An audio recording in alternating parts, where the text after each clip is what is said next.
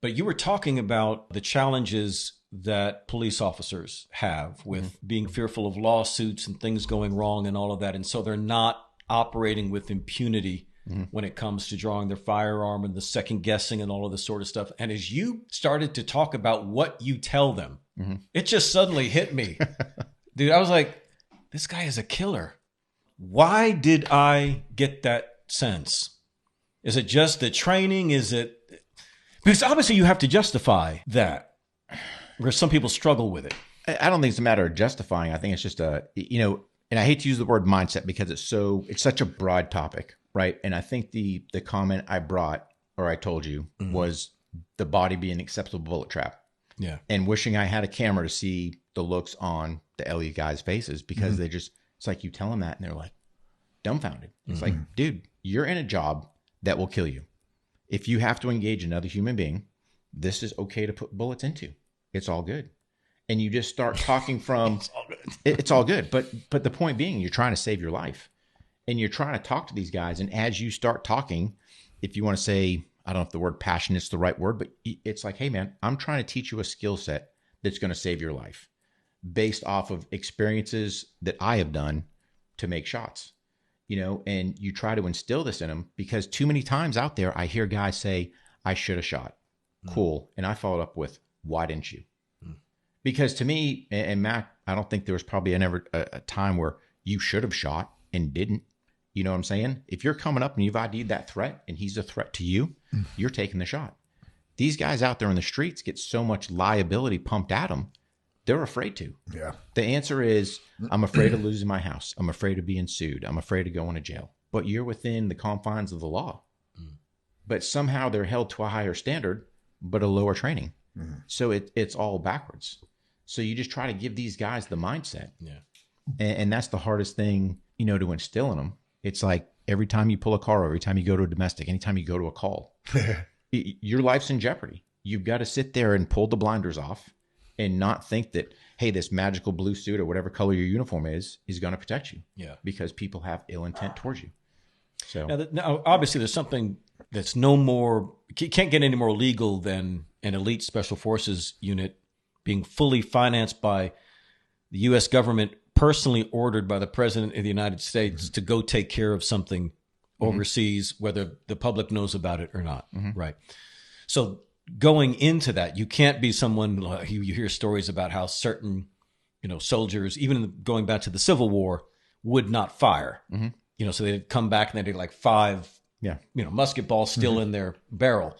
And I think the military even had a challenge with that, changing with the targeting and things that they were using to get guys to fire. So when we talk about doing that with impunity, it does take a particular mindset. So but you can't ever divorce the moral question from that. You know what I mean? Because you're taking life, but it's not even a conflict. In other words, it is such a resolved issue that you're going to do it with such execution that your eyeballs are the last thing he sees if he's lucky. Here's the thing. They get a vote. So people think that we arbitrarily go out there and just kill everybody. And that's the furthest thing from the truth. And especially with the LE guys, oh, you're an Army guy, you guys just shoot everybody. It's like, no, we do surgical shooting. Oh my God, yeah. If anything, we're paid not to shoot. Right. And you tell people that and they can't grasp the concept. But the point being is you're trying to instill in these guys something to go, hey man, when this guy causes you some type of harm, you flick a switch and it's like this. You voted wrong. Sorry. Right. I mean, there's not a mental question.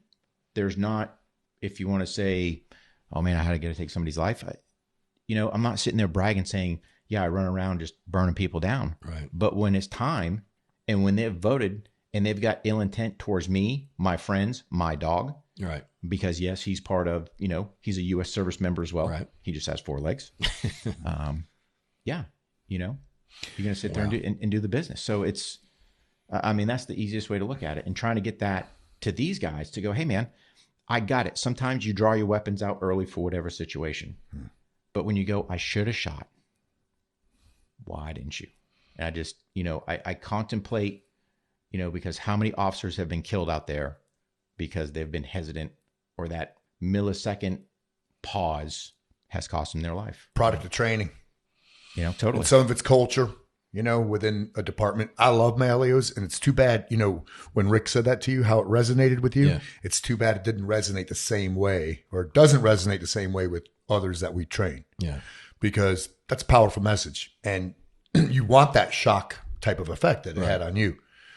But yeah, I love my LEOs, and too many of them, they're a product of their training. And, you know, back to that mindset thing, when I train like regular LEOs, I tell them, you have to be the masters of adaptability. And I define that as using your existing knowledge, have a positive response to emerging situations. So if they get called for something like domestic disturbance, something like that, benign, you know, if they're not envisioning on the drive there, if they're not envisioning something like 300-pound naked redneck covered with blood with a AK in one hand and a severed head in the other, right, they're already losing that fight, because they have no idea what that situation can emerge into, how it can develop.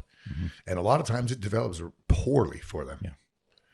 And of course, you have the opposite, where the Dallas female police officer who shot the guy in his own apartment. Yeah. But they're all, I mean, when you look at it, at the end of the day, like Mac's saying, it's all training.